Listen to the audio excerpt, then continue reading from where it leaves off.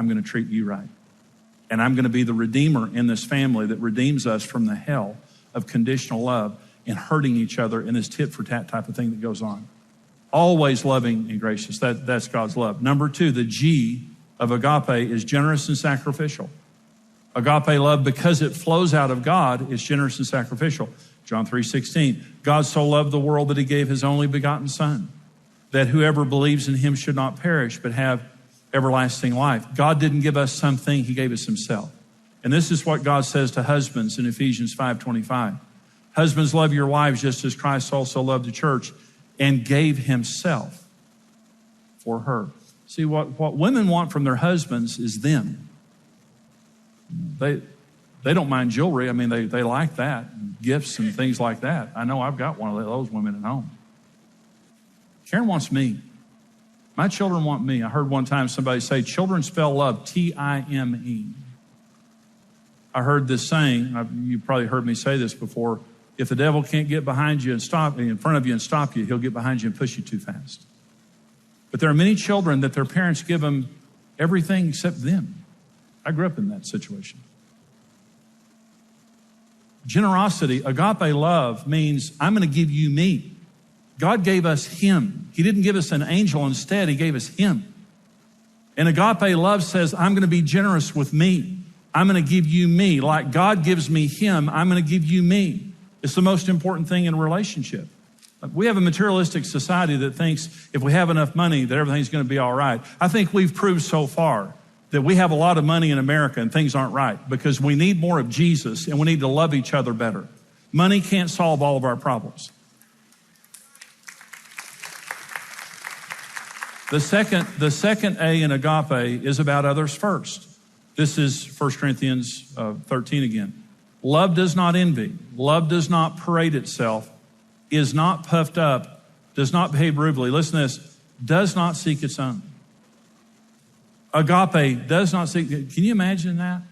Agape love does not seek its own. It does best for the other person. And in that text there, Paul refers to envy. He says, doesn't envy. Here's what envy is. Listen to what envy is. You can't have anything that I don't have. And if you get it, you'll pay a price. You ever been around a person like that? They hate you because you have what they want.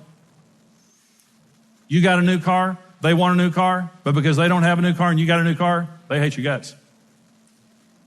Love says, I want you to have it even if I can't. You know something?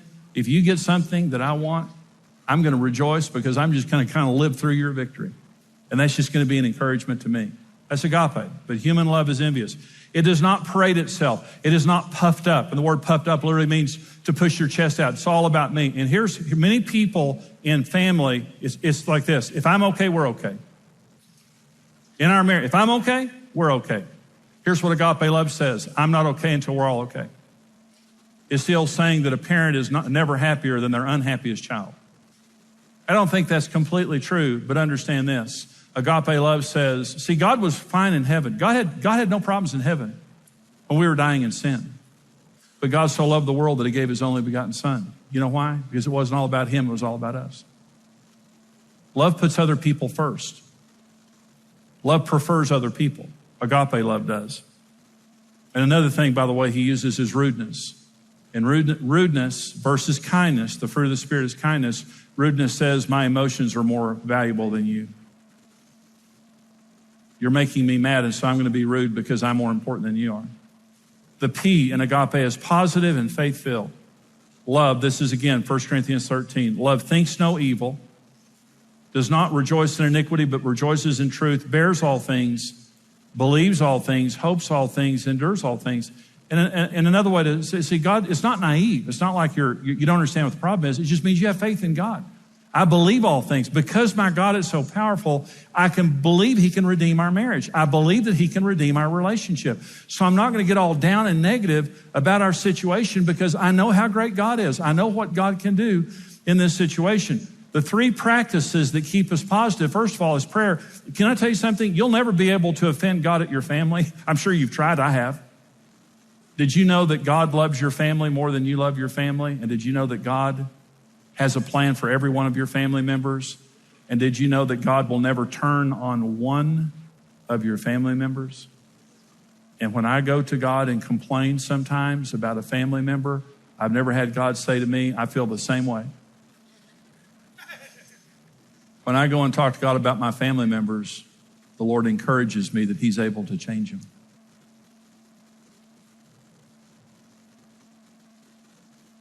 I'm so thankful that we serve a God who doesn't take up our offenses, but helps us to overcome by His power. Through love and not hate. Through godliness and not pettiness. And many of us have been in so many relationships and families where you've just seen ungodliness and pettiness and sin and jealousy and envy and hate just destroy an entire family. And the answer to that is the love of Almighty God, which is unique to Him, which comes to us when we depend upon Him. And it changes the way you think. It changes the way that you think. You become positive and faith-filled. Prayer, praise. Praise is a discipline. In your family, you need to praise each other all the time. All the time you praise each other. It's a discipline that reminds you what is right with them. And the third thing that we have to do to stay positive is to take our thoughts captive. Satan is the accuser of the brethren. He's always trying to accuse your family members to you. You have to take your thoughts captive and say, this isn't God. God's not offending me toward you. God's not reminding me of what's wrong with you. This is not God.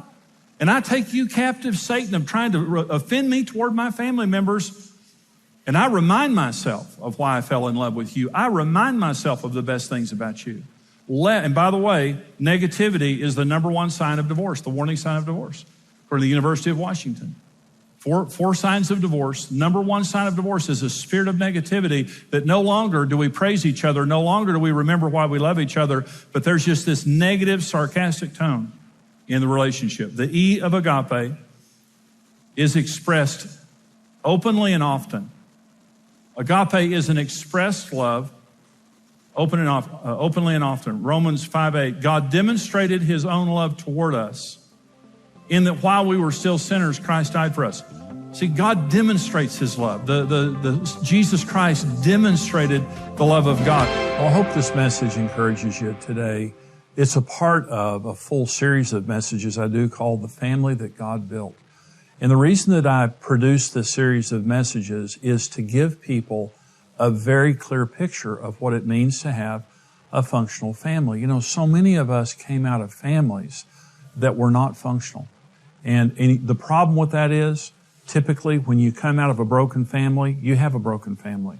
And then you pass that on to your children, your grandchildren, and it becomes your legacy. But that's not the legacy that God wants for any of us, certainly not for you. The legacy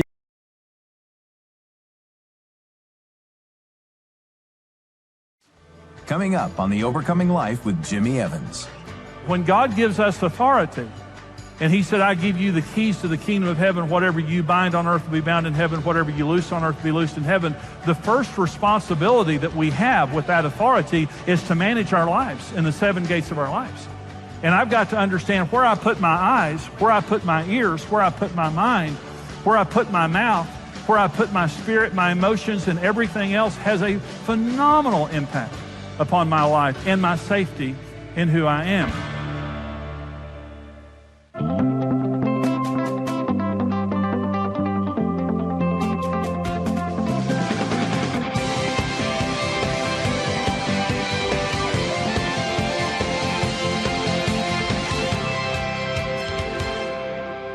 Assuredly, I say to you, whatever you bind on earth will be bound in heaven. Whatever you loose on earth will be loosed in heaven. Now, the word assuredly there means an emphasis. Jesus is saying, what I'm saying is the truth. Listen to what I'm saying. This is the truth. Whatever you bind on earth will be bound in heaven. The word bind is the Greek word deo, and it means to restrain or to bind up or disallow. Jesus said, listen to what I'm saying now. Whatever you disallow, I'll recognize. And then He says, but whatever you loose on earth will be loosed in heaven. And the word loose is the Greek word luo, which means to loosen, to let go, or to allow. So let me give you a paraphrase of what Jesus is saying to every single one of us. I'm telling you the truth. Whatever you disallow on earth will be disallowed in the invisible realm. And whatever you allow on earth will be allowed in the invisible realm. God has given us authority over our lives and over our families, and we can live in absolute safety if we will use the authority that God has given us to allow and to disallow, to bind and to loose. The authority that God gives us is the authority to bind and loose in the spiritual realm and to live a safe life. Satan has no authority over us to destroy us. But here are several statements in regard of what I'm saying. The first is, all of the authority the devil exercises in the world is illegitimate and can be stopped by believers. The Satan has no legitimate authority. Now listen to Colossians chapter 2, and this is the Apostle Paul talking about the resurrection of Christ. Having disarmed principalities and powers, he made a public spectacle of them, triumphing over them in it. Paul is reminding us here that when Jesus was raised from the dead, he took all power away from the devil. The devil has no power. The only authority the devil has is the authority that we let him have. The only authority the devil has is the authority he's stolen from believers. He's been disarmed. And not only has he been disarmed, Jesus made a public spectacle. When Jesus was resurrected, he took the devil and every demon in hell and paraded them through the heavenlies and said, this man has no more authority. He's a loser and he's been assigned to hell. And every angel knows it and every demon knows it. He just wants to bet that you don't know it. He has no authority over you. He has no authority. All of his authority that he has on the earth today is stolen and illegitimate, and we can stop it. This is Matthew 16. Listen, Jesus is about to repeat what he said in Matthew 18. Matthew 16, this is the first time the church is mentioned in the Bible. I also say to you that you are Peter, and on this rock I will build my church, and the gates of hell, Hades, shall not prevail against it. And I will give you the keys to the kingdom of heaven. And whatever you bind on earth will be bound in heaven. Whatever you loose on earth will be loosed in heaven. Here we have Jesus repeat what he said, or actually this is the original statement here. It's then repeated in Matthew 18. And Jesus says this to Peter. Now, Peter, you said that I'm the Christ, the Son of the living God. And upon that confession, I'm going to build my church. And I'm going to give you the keys to the kingdom of heaven. And whatever you lock on earth will be locked. Whatever you unlock on earth will be unlocked. Now, by the way, they didn't have cars back then. A key was for one thing. That's a door or a gate. And Adam and Eve were the gatekeepers of the earth. The devil came, knocked on the door, tempted them. They opened the door. He came in, destroyed mankind. Jesus comes back and said, I'm re-delivering the keys of the earth to you, Peter, and to my church. And I'm telling you that if you want to unlock a gate of hell that the devil is using to hold people in darkness and destroy their lives, even the devil's gate cannot stand against my people and the key that I just handed you. I'm giving you the keys to the entire kingdom of heaven of good and evil. And whatever you want to lock and to bind and to disallow on this earth, so be it, I'll stand behind you. Whatever you want to allow and to loose, so be it, I'll stand behind you. But you have authority over all the power of the enemy, and he cannot harm you as long as you're using the keys of binding and loosing and the authority that I'm giving you. Number one truth, all the authority the devil has is illegitimate, and the church can stop it. Number two, the devil has no authority to harm believers. We have authority over him. You never have to fear the devil. He fears you.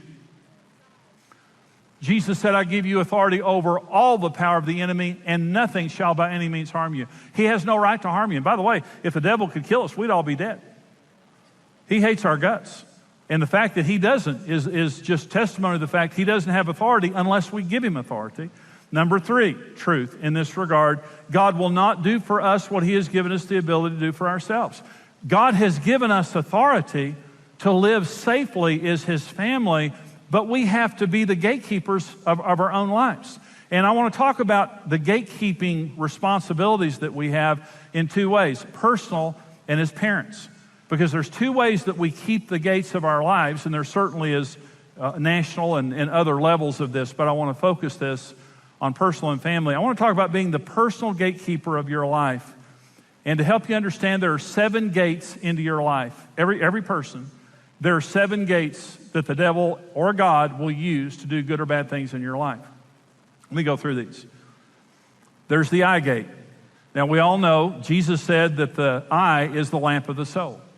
And if the eye is good, the soul is full of light. If the eye is bad, how bad is that darkness? That's what Jesus said in Matthew 6. There's the ear gate. Jesus said in Mark 4, be careful what you hear. The ear gate is where words and music and sounds come in to our lives that can impact us in a huge way. And right now, I'm accessing your ear gate because you've come and offered it here in church. That's a good thing. So there's an ear gate. Number 3 is the mouth gate. The word spoken, food and drink consumed. And this, by the way, Proverbs 18:21 says the power of life and death is in the mouth. This is the most disproportionate gate in our lives because what comes in and out of this gate will have more impact on our lives than almost anything else.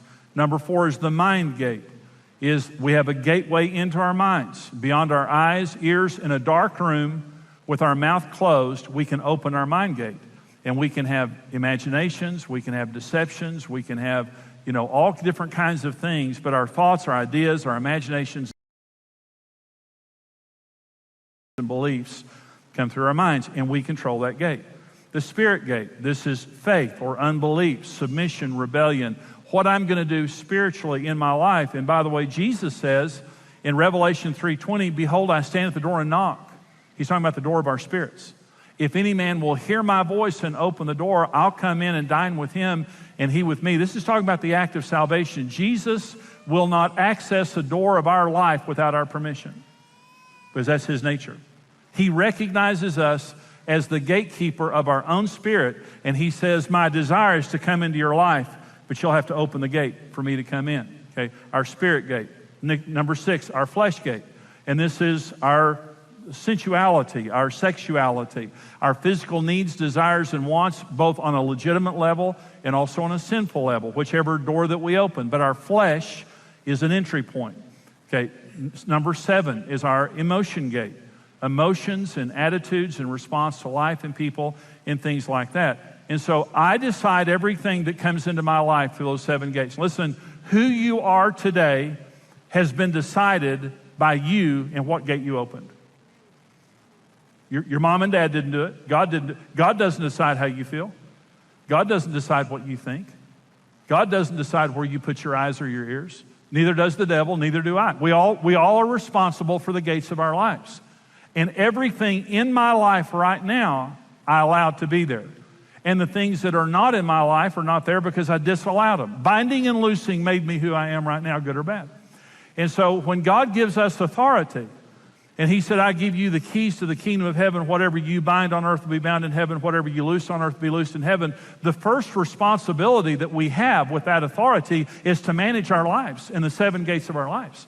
And I've got to understand where I put my eyes, where I put my ears, where I put my mind, where I put my mouth, where I put my spirit, my emotions, and everything else has a phenomenal impact upon my life and my safety in who I am. God builds families by bringing a man and woman together in marriage. Let your family be the family that God built. In this inspiring series, Jimmy Evans will show you the steps to having a lasting, loving family. This is about helping us to have a better future and helping us to build a family that will last. Support The Overcoming Life with your gift of any amount, and we'll send you Jimmy's book, 7 Secrets of Successful Families. Receive the complete series, The Family That God Built, on CD or audio download, and Jimmy's book, 7 Secrets of Successful Families, for your gift of $45 or more. For your gift of $90 or more, you'll receive the complete video and audio series, The Family That God Built, on DVD and CD or as a digital download, along with Jimmy's book, 7 Secrets of Successful Families. Follow God's plan for building healthy families and have a successful family for generations.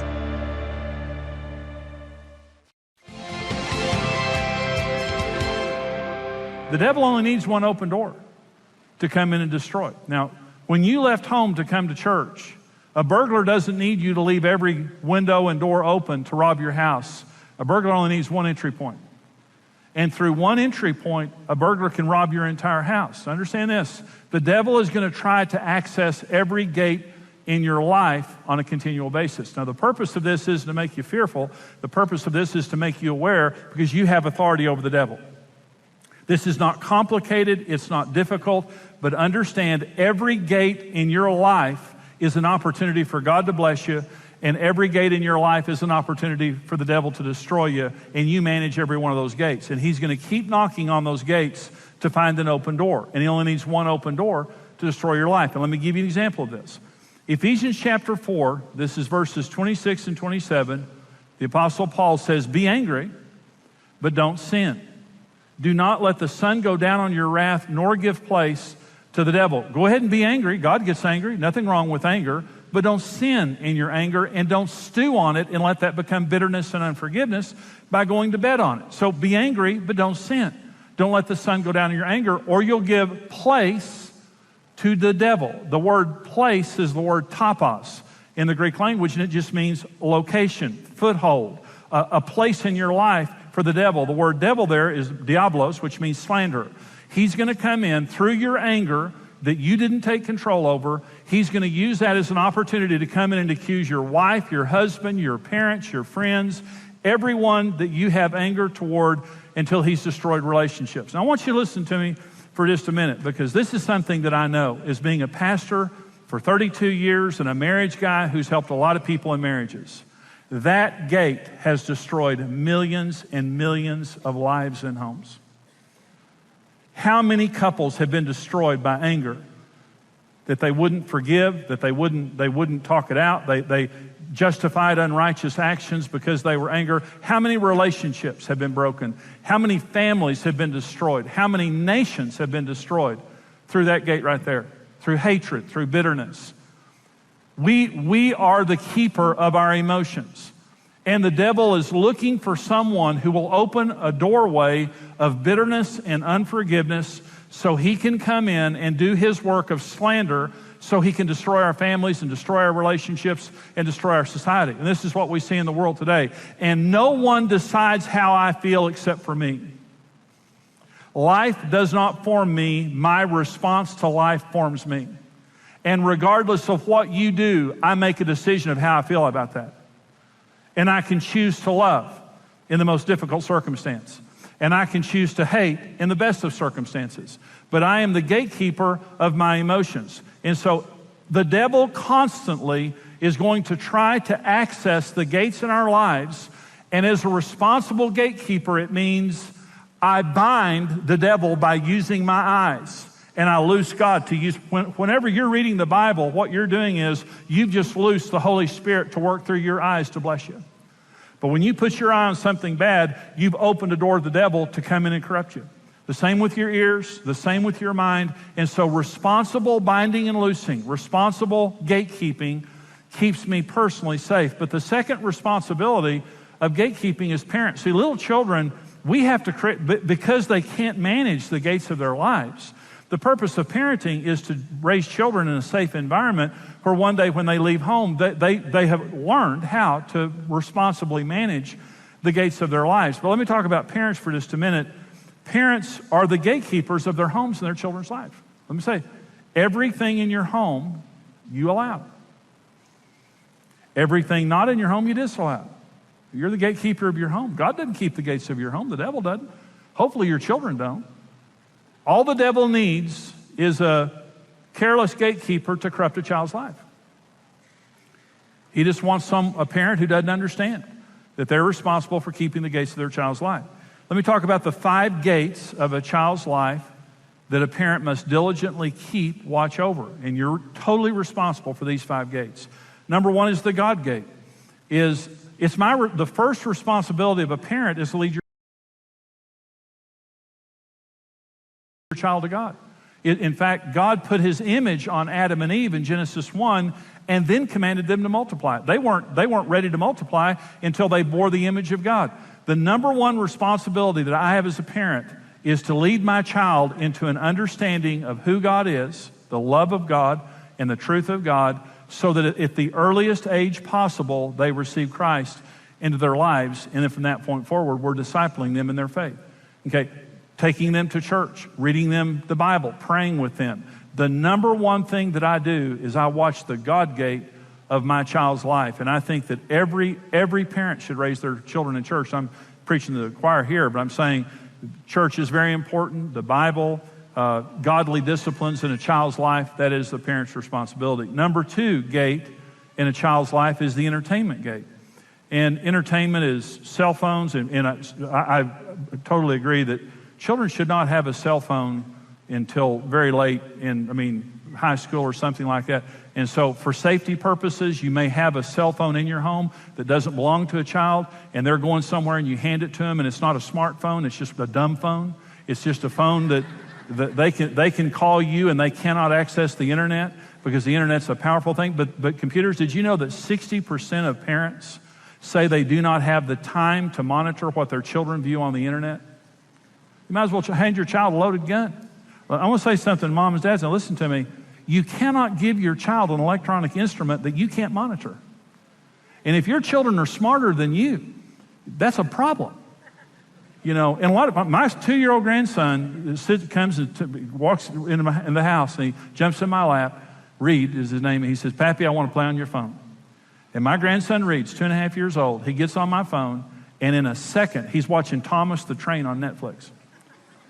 And he's brilliant. These little kids are brilliant. And it's just, you have to stay up with that. And I was talking with Brent and Stephanie, our son and daughter-in-law, about this, and they said it is more challenging all the time to make sure that the internet does not corrupt your children.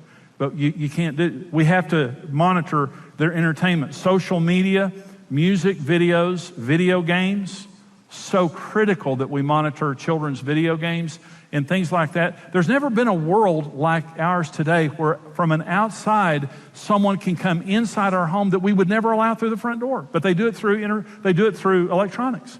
And so through phones, through social media and all of that, you have to monitor that. You have to become educated on that and get the resources and tool to monitor your child's entertainment. It takes vigilance. And it takes relationship with your children and knowing what they're up to. And listen, don't let entertainment raise your children for you. Because it's easy to let your kids sit there. Our kids, grandkids, and watch the video stuff like that. But that's not the basis of our parenting or grandparenting. Number 3 is the friend gate. You have to monitor who their friends are. Their friends are their future. 1 Corinthians 15:33. Do not be deceived. Bad company or evil company corrupts good habits. If you don't believe that your friends, a bad friend can corrupt your child, you're deceived. What are the beliefs of the parents of your children's friends? One of the neighbor boys in our neighborhood, his parents were not believers, and we tried to bring him into our home and influence him in our home. And because of his home life, his family life, we would let Brent play with him only in our home. Okay. So one day he came to me and he said, "My friend's dad wants to take us to the movies." And the friend's dad called me, and he called and I said, "Well, what movie are you going to take him to?" And he said, "Well, we're going to have a great time. We'll be very careful. We're going to take him to this movie." That father took our son to an R-rated movie when he was 12 years old. That was their value system. And it so unbelievably violated me. And so as a good boy, we liked the boy, and we felt safe with him in our home to some degree. But as soon as his parents got control, they took Brent to see something we would have never allowed. And he came home and said, "Dad, I saw a bad movie, and I want you to know I saw a bad movie." So who are your children's friends, and what do their parents believe? Do you have a relationship with the parents? Does the child have a smartphone? And is the child able then to corrupt your child through that smartphone? All those things are very important things to look at when you're looking at friends. Number 4 is the attitude gate. And attitude is the seedbed of behavior. If you only discipline behavior, you're showing up late to the party. Because long before a child acts out, they have bad attitudes. When a child rolls their eyes at you, they get disciplined for that. When they talk back to you, they get disciplined for that. When you tell them to do something, they go. Let me tell you something about parenting. Don't just punish, reward. Reward good attitudes. Reward good character. Say to your children, listen, you get along with your sister, you get along with your brother, you keep your room clean, you do your homework. Friday night, we're going to go to the pizza, we're going to go to a movie, we're going to go ride go-karts, we're going to do this, we're going to do that. We're going to have a special night if you have a good week. So I'm not just going to punish you, I'm going to reward you. But let me say this too. I will punish you as much for rolling your eyes at me is I will for, hitting your sister. I'm not going to wait until you act out. I'm watching your attitudes. Listen, God disciplines attitudes, and God rewards attitudes. James chapter 4 says this: God resists the proud, but gives grace to the humble. Those are attitudes.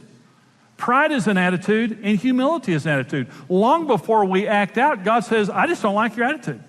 You're prideful, you're arrogant, you don't think you need me, you don't treat other people well, and I'm going to resist you for that. I love you, but I'm going to resist that. I'm not going to bless that. And then he comes and says, you're a humble person. You're a loving person. You need me. You're gracious with other people, and I'm going to reward that. And we need to monitor the attitudes of our children, and never, not being legalistic, always in a relational context, we must demand of our children that they have good attitudes, that they respect us, that they respect the family and the other members of the family. It's a job. I mean, their children aren't perfect, and we have to raise them up patiently. But attitudes is a big deal. Number 5 is the education gate. Parents are responsible for educating their children. It's number 1, beyond the school, beyond anybody else, it's our responsibility. And that means you're involved in your children's education. You know where they're being educated. You know who's educating them, and you're staying up with it. Now, I'm going to have shown you how to watch the gates of your life. And I'm going to have produced a responsible gatekeeper, and you're going to live the rest of your life safely from the power of the devil and every desire he has over you. Safety is our birthright. Aren't you thankful we have such a great daddy in heaven? That he obsesses over our safety? But there's a responsibility that we have in this, to watch the gates of our life, to watch the gates of our home. Well, I hope this message encourages you today. It's a part of a full series of messages I do called The Family That God Built. And the reason that I produce this series of messages is to give people a very clear picture of what it means to have a functional family. So many of us came out of families that were not functional. And the problem with that is, typically, when you come out of a broken family, you have a broken family. And then you pass that on to your children, your grandchildren, and it becomes your legacy. But that's not the legacy that God wants for any of us, certainly not for you. The legacy.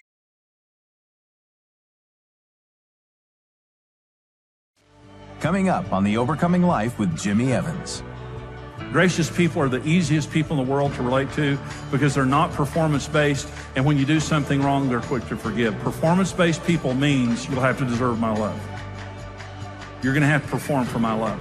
And that creates just this chilling atmosphere in a family where you're always afraid you're going to get rejected. You're always afraid that you're in trouble. We're going to talk things out. If there's a problem, we're going to relationally talk things out. But even if you're imperfect, even if you don't respond the way that we want you to, the atmosphere in this family is we're going to love each other in a godly way, and we're going to give each other more love than we deserve. And that creates the atmosphere for honesty.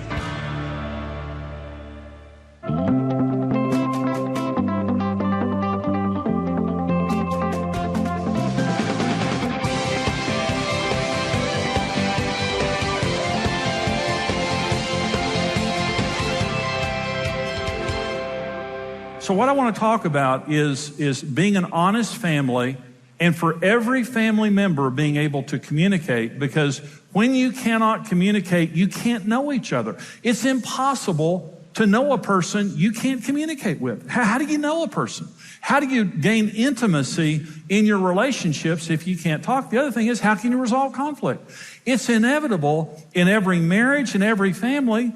There are issues. You get on each other's nerves. You say and do things that hurts another person. You have to be able to resolve those things, or they just accumulate. And the other thing is, you assume things that aren't true. If you're not able to talk, the devil's called the accuser of the brethren. He's always trying to divide our relationships. He's always trying to interpret other people's behavior to us.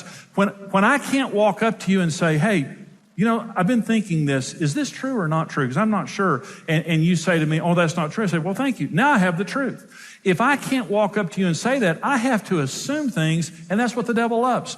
The devil loves for us not to be able to communicate so that we build, just dysfunctional relationships and aren't able to resolve the issues between us. But when we are able to talk, we know each other intimately. We know each other because we're talking about deeper things. We're able to resolve conflict, and we're able to keep the devil out of our relationship. So the question becomes, how do you build an honest family? I'm going to talk about 3 steps in building an honest family. And the first is you're an honest person. You become an honest person. An honest family is built around honest individuals, and the parents are critical in this. The parent sets the example of being honest. Let me talk for just a minute about being an honest person. This is Psalm 15, and here's what Psalm 15 says. Lord, who may abide in your tabernacle, and who may dwell in your holy hill? He who walks uprightly and works righteousness and speaks the truth in his heart. Now, let me say this about God. Intimacy with God requires an honest heart. And the psalmist here is asking a question. Lord, who can come into your presence? And then he answers the question. You have to speak truth in your heart. You have to have an honest heart. Well, the truth is there are people that don't speak truth in their heart. I didn't before I got saved. In fact, I didn't for years into our marriage. I did not speak truth into our hearts. So let me talk for just a minute. Now, I want you to test yourself, if you would, being honest with yourself. I want to talk about what makes an honest heart. If we're going to have an honest family, and we're going to be honest people, especially the adults now, we're going to set the example to our children of being honest people. Let me talk about several things that make an honest heart. First of all, an honest heart is a teachable heart. Okay? It's approachable.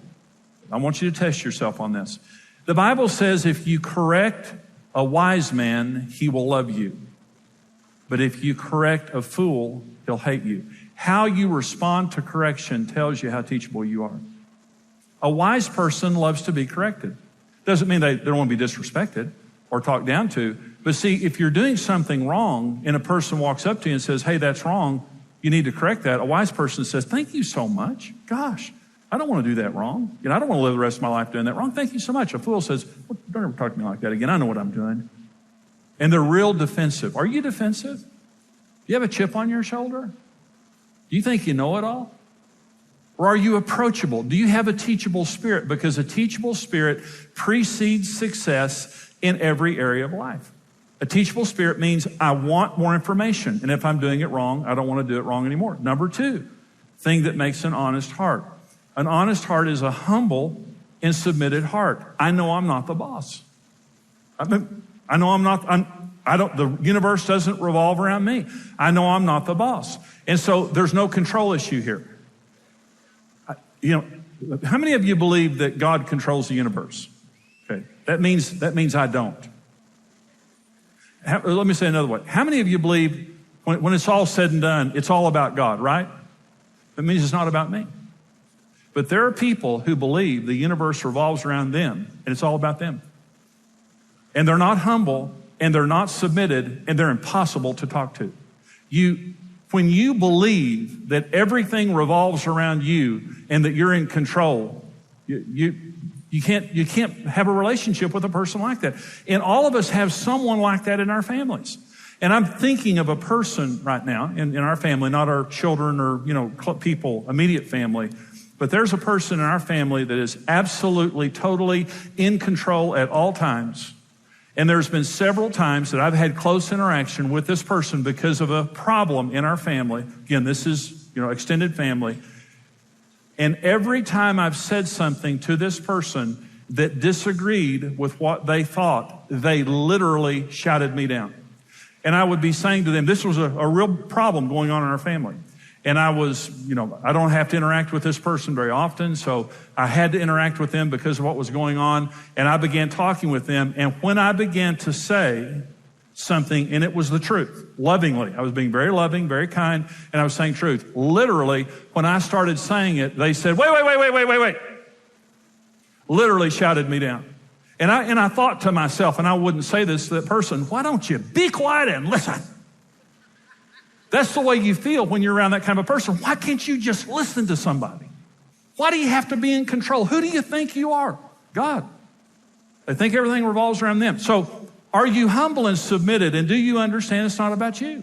I mean, the world, and you're not in control. I'm not. I used to think that, though. The third thing that makes an honest heart is a heart that understands the love and grace of God. And that is, truth is my friend. Truth is not my enemy. The truth will always help me. The truth will never hurt me. A person may be hurtful, but not God.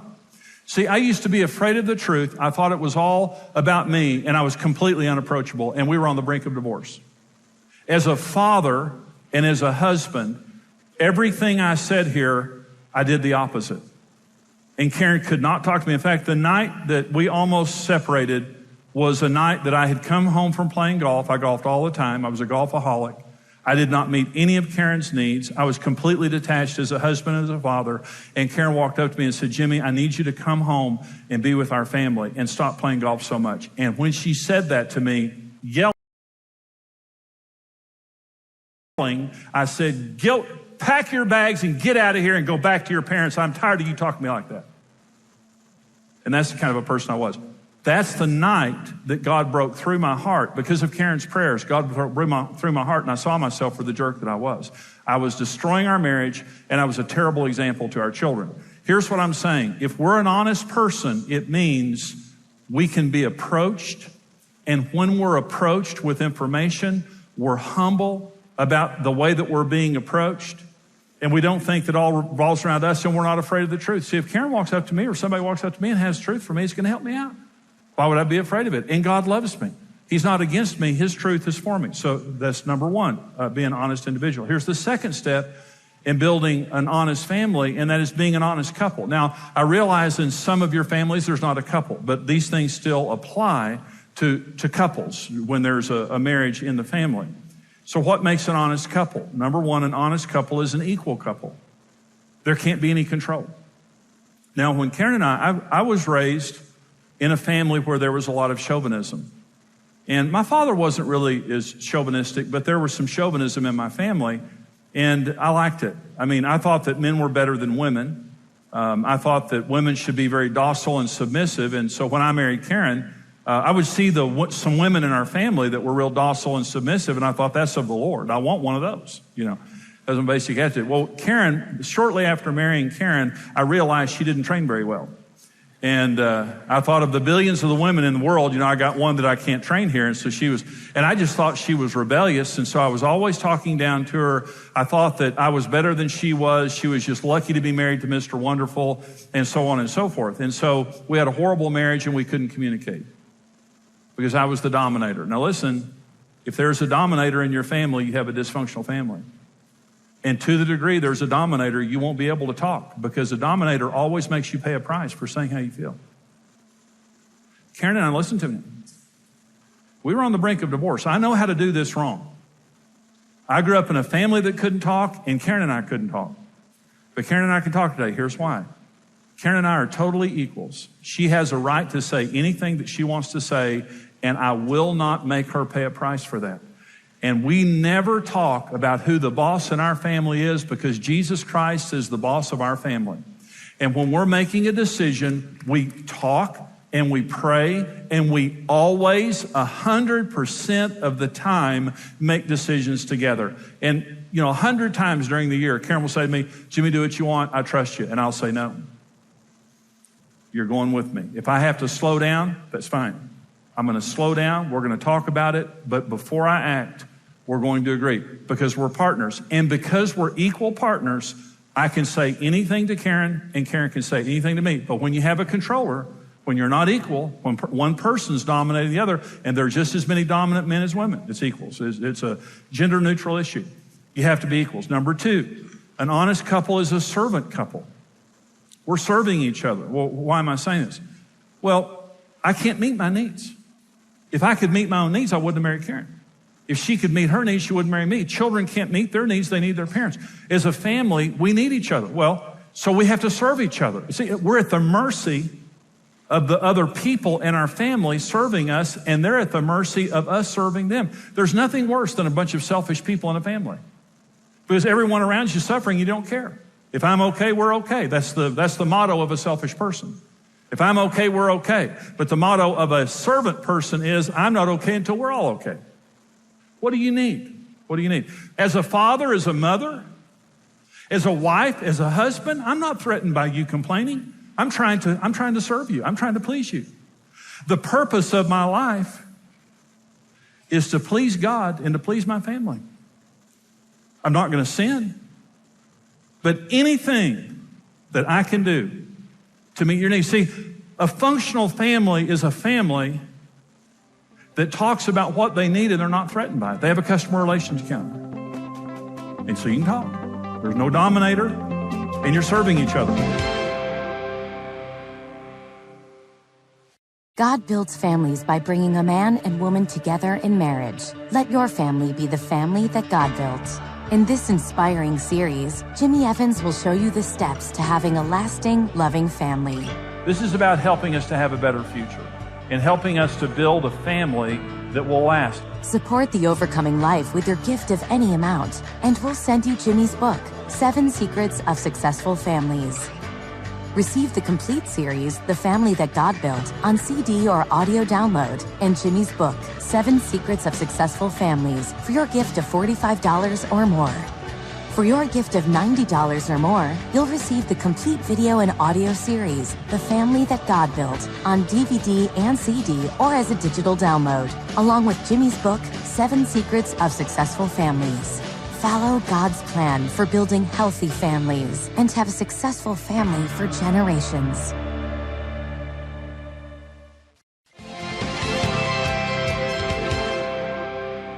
Number 3, an honest couple is an honoring and respectful couple.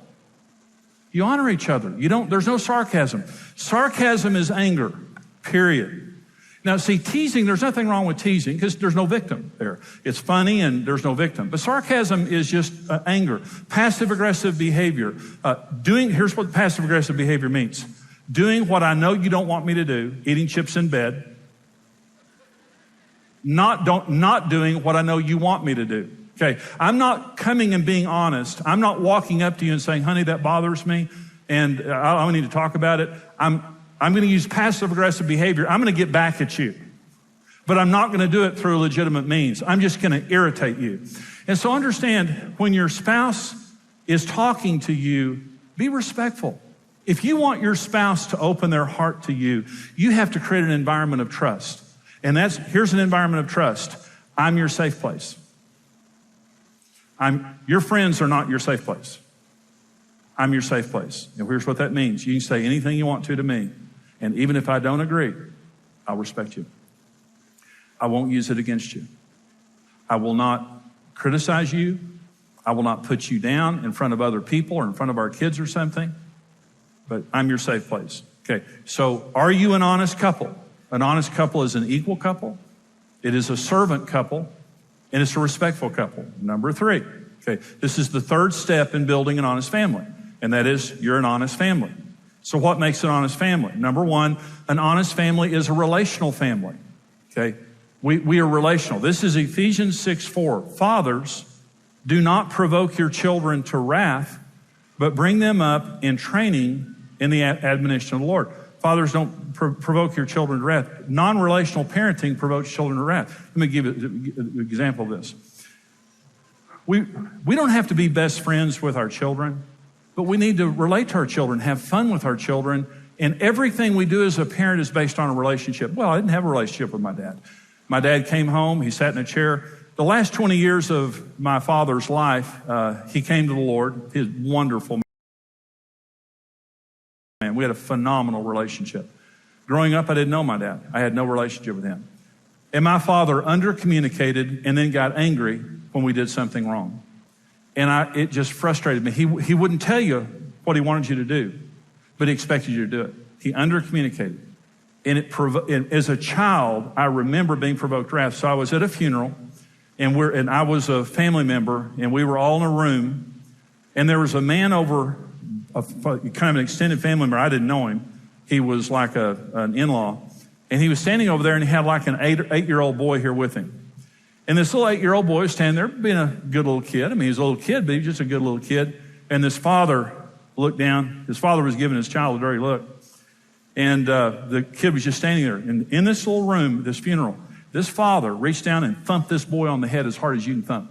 And you could hear it all over the room. The little boy started crying. And the father now is furious at the boy and looks down at him and starts yelling at him and giving him dirty looks and things like that. And I mean, because of my past, I wanted to come across the room at this guy and say, Why don't you take the boy outside and say what you have to say to him in a loving, relational manner and correct him as a father should correct his child? But you don't under-communicate and then begin to punish a child for what they don't know they're supposed to do. You relate to your child. An honest family is a relational family, which means the whole point of us being a family is to relate, and whatever we do is going to be in the context of relationship. See, some parents are barkers, and they don't patiently communicate with their children in a relational context. They just bark at their children, what they want them to do. That breaks a child's spirit. It breaks your spouse's spirit. Whatever you have to say, you sit down in a relational context and you say, honey, here's what I want you to do. And here's why I want you to do it, whether it's your spouse or whether it's a child or a family member. You patiently communicate listen, if you don't have a relationship with someone, you haven't earned the right to correct them.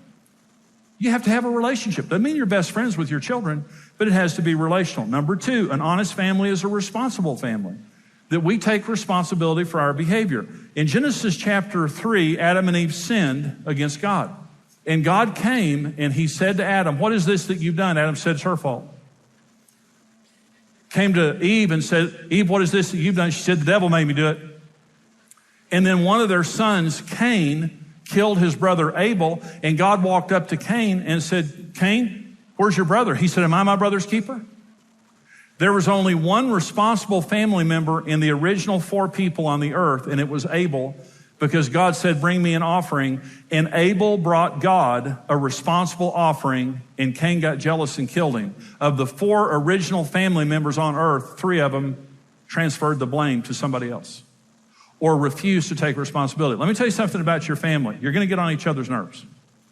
You're going to do, no, don't scream when I say that, because I know you're shocked. You're going to get on each other's nerves. You're going to do things that bother each other. Okay. And for that to be resolved, you're going to have to talk about it. You're going to have to sit down in a relational, loving way and to say, listen, that bothered me. I may be wrong. I'm not accusing you. I'm not going to lash out at you. I may be wrong, but that bothered me and I want to talk that out. But listen, for any issue to be resolved, you have to take responsibility. Someone has to take responsibility. Okay. Not the same person all the time. That means there's a controller in the family. If the same person is always wrong, there's a controller in the family. Okay, mom and dad set the tone, and here's what heals a family. I was wrong. I'm sorry. Will you forgive me? In a sincere way. I was wrong. I never said I was wrong for the first 3 years of our marriage, not one time. Every time there was a problem, I became a prosecuting attorney trying to convince Karen that she was the problem. And when our marriage changed, on the night that I told Karen to get out of the house, I walked into the bedroom and said, I'm going to hang my golf clubs up. I'm sorry. I was wrong. Will you forgive me? It's the first time I'd ever said it. And those words began the healing in our relationship. For the first time in my life, I took responsibility for being the jerk that I was. And that's when the healing began in our marriage. You're going to have fights. You're going to have problems. You know you are. And in order for that to be resolved, someone has to take responsibility. And as parents, we set the example of this. Karen was so good at this with our kids, because when our kids were struggling, they had attitudes or whatever, Karen would go and sit on their beds for hours and talk to them. And when we were wrong about something, we would say to our kids, we're sorry we were wrong. Will you forgive us? And every time we did, our kids would say, well, we forgive you. And the air was cleared. But you have to take responsibility for your behavior. It's the only way that you can really resolve problems, rather than blaming somebody. You made me mad. You shouldn't have said that. You shouldn't have done that. That's irresponsible and immature. Regardless of what you did, I take responsibility for what I did. And even if I'm only 10% of the problem, I'm going to take care of my 10% and not blame everything on you. Okay. So we're responsible. Number 3, this is my last point. An honest family is a gracious family. It means it's loving and forgiving beyond what you deserve.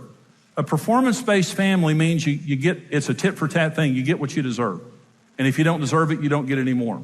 Criticism, comparison, put-downs, that here's the way I felt growing up, because my dad was very performance-based. If you did well, you didn't get in trouble. You didn't get anything for it. There weren't any kudos or anything. If you did well, you didn't get in trouble. But if you didn't do well, you got in trouble. A gracious family means this: you don't have to do anything. We're going to love you anyway. You don't have to deserve our love. And even if you're doing wrong, we're going to treat you right. And this family is a safe place to be. I love being around gracious people. Gracious people are the easiest people in the world to relate to because they're not performance-based. And when you do something wrong, they're quick to forgive. Performance-based people means you'll have to deserve my love. You're going to have to perform for my love. And that creates just this chilling atmosphere in a family where you're always afraid you're going to get rejected. You're always afraid that you're in trouble. We're going to talk things out. If there's a problem, we're going to relationally talk things out. But even if you're imperfect, even if you don't respond the way that we want you to, the atmosphere in this family is we're going to love each other in a godly way, and we're going to give each other more love than we deserve.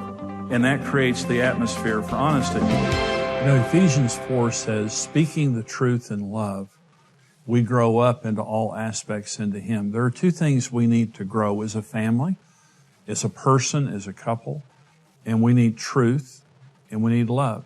There are people and they are truthful, but they're mean. And it hurts. They're saying something that's honest. When I talk about building an honest family, I'm talking about building a family where truth is allowed, where you can talk about your feelings, you can talk about your problems, where you're teachable, where you want information, and it's just an open atmosphere, but it's loving, it's gracious. You certainly don't want dishonesty or silence. That's dysfunctional. One of the hallmarks of dysfunction is silence, where you don't talk. And we don't allow emotions to be shared. We don't want people to share things that are negative. Okay? That's dysfunctional. So we want to be honest. Coming up on The Overcoming Life with Jimmy Evans. There may be some of you that don't think you're successful. You're very successful. I'm about to talk to you about what success is in God's eyes. There are some of you that maybe feel like that you're failing in life, and you're just nailing it. You're a rock star. You don't even know it. You're going to leave here today knowing that you're a rock star. But there are some people who think they're successful, but they're failures. They're living their life according to the wrong standard.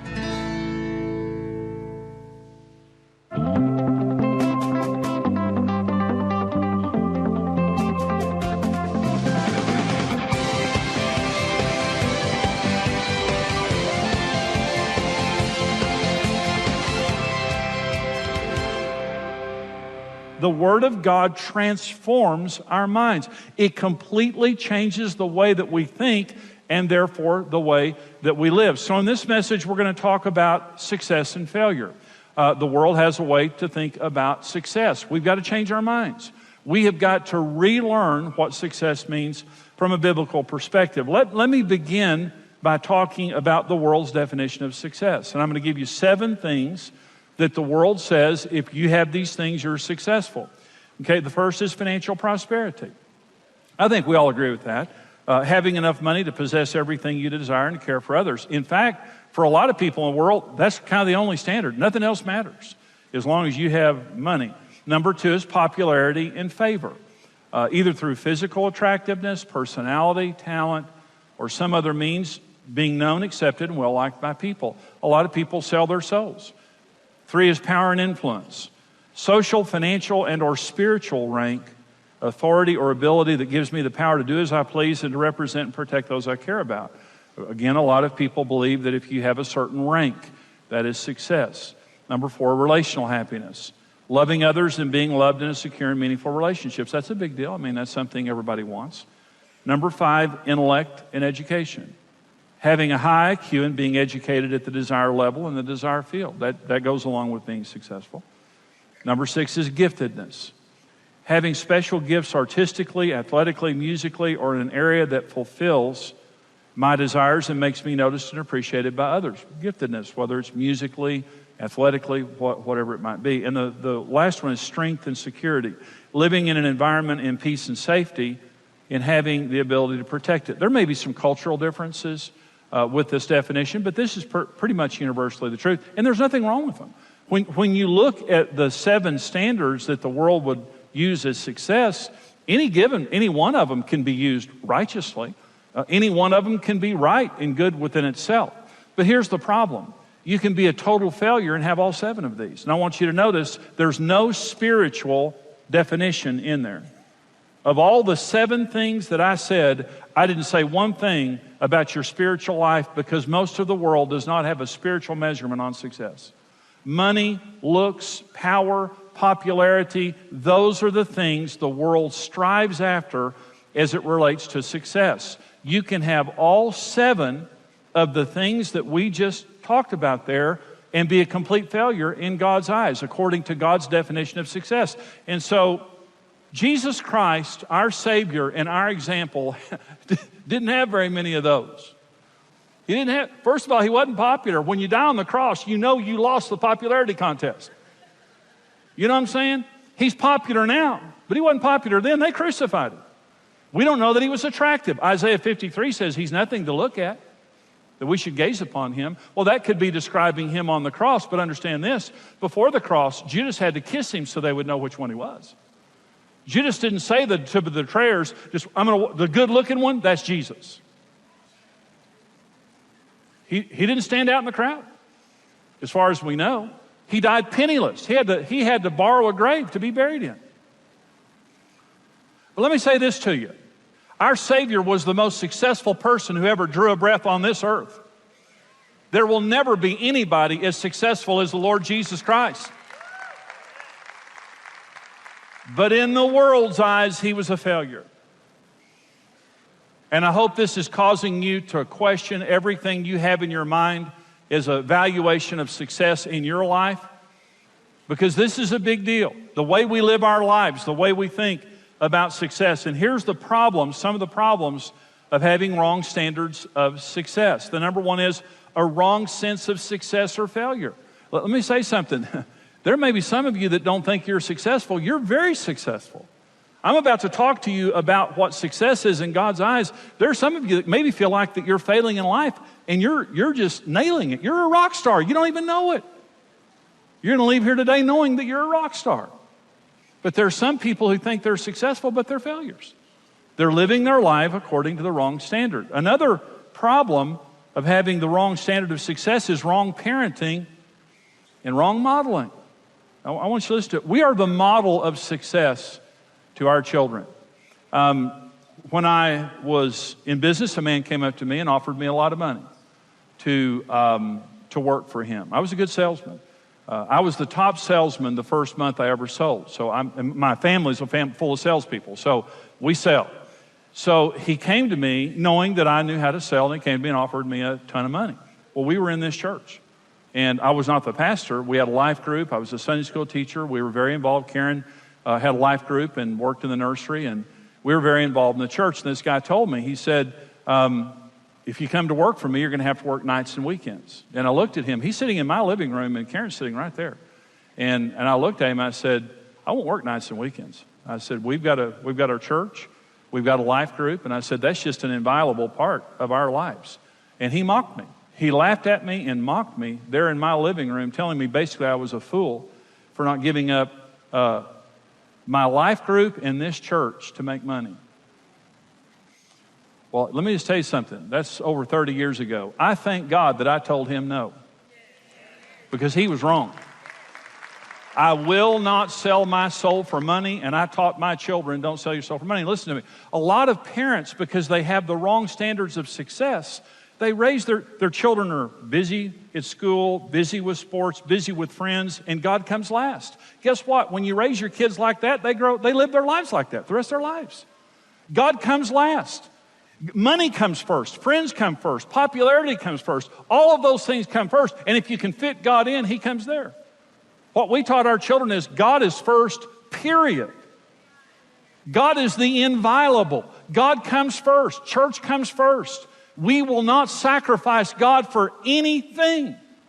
Notice, though, back when I was talking about the 7 standards of success, there's not a spiritual definition in there, because most people don't think about it. I can't tell you how many Christian parents I've seen raise their children according to worldly values of success and wonder why their heart gets broken later on. We, as parents, we need to raise our children to love God first, and everything else comes after that. We love God first, and if your children love God first, they're going to succeed in life. Number 3, wrong decision making. I'm talking about people graduating.